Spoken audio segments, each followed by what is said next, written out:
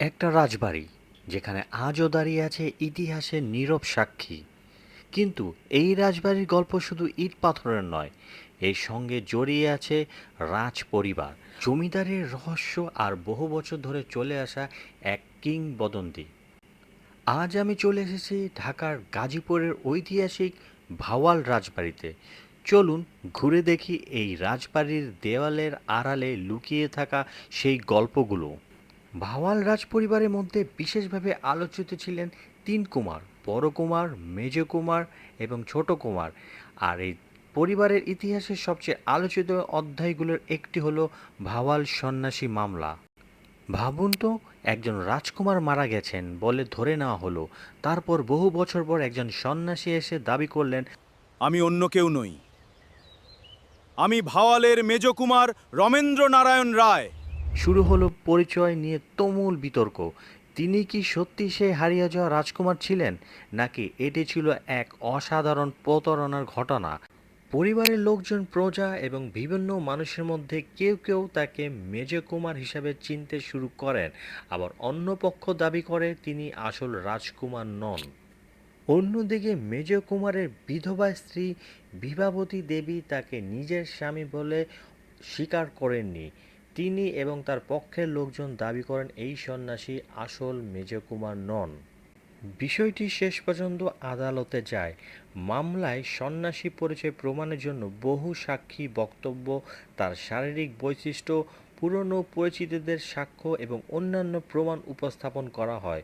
১৯৩৩ সালে ঢাকার আদালতে মূল দেওয়ানি মামলার বিচার শুরু হয়। ১৯৩৬ সালে ঢাকার জেলা আদালতে সন্ন্যাসীর পক্ষে রায় হয়।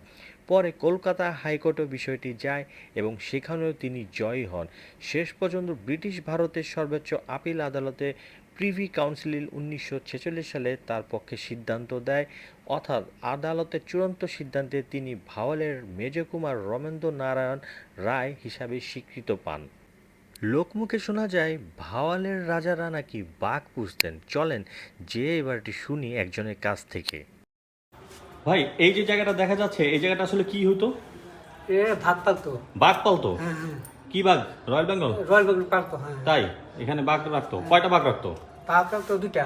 দুইটা বাঘ রাখতো? একটা মর্দ একটা মাইকা। একটা মর্দ একটা মাইকা। একটা মদ, একটা মাইকা। আচ্ছা আচ্ছা, আপনি দেখতে পাচ্ছেন জনি বললো এই জায়গাটা বাঘ রাখতো। দারুণ একটা ব্যাপার।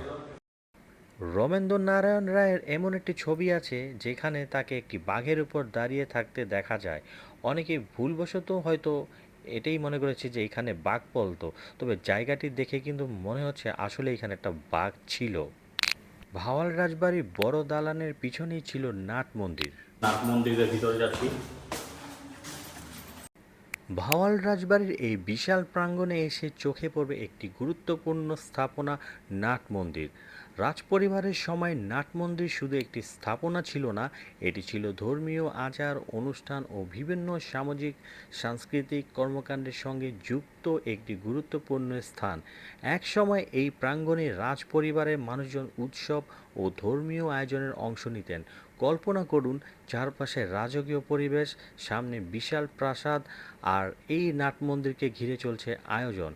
আজ সেই রাজকীয় সময় নেই, নেই সেই জমিদারি জৌলুস, কিন্তু নাটমন্দিরটি যেন এখনও দাঁড়িয়ে আছে অতীতের সাক্ষী হয়ে। জানেন কি, ভাওয়াল রাজার পরিবারের সঙ্গে হাতিরও সম্পর্ক ছিল। রাজকীয় শোভাযাত্রা, অনুষ্ঠান কিংবা জমিদারি আমলের বিভিন্ন কাজে হাতি ব্যবহার প্রচলন ছিল। এবং এইখানে যে একটা গাছ দেখতে পাচ্ছেন, এইখানে নাকি হাতি রাখা হতো। ভাবুন তো, এই রাজবাড়ির আঙ্গিনায় একসময় রাজপরিবারের শোভাযাত্রা আর সামনে রাজকীয় হাতি। দারুণ একটা ব্যাপার কিন্তু, তাই না? আশা করি আজকের ভাওয়াল জমিদার বাড়ির এই ভ্রমণ আপনাদের ভালো লেগেছে।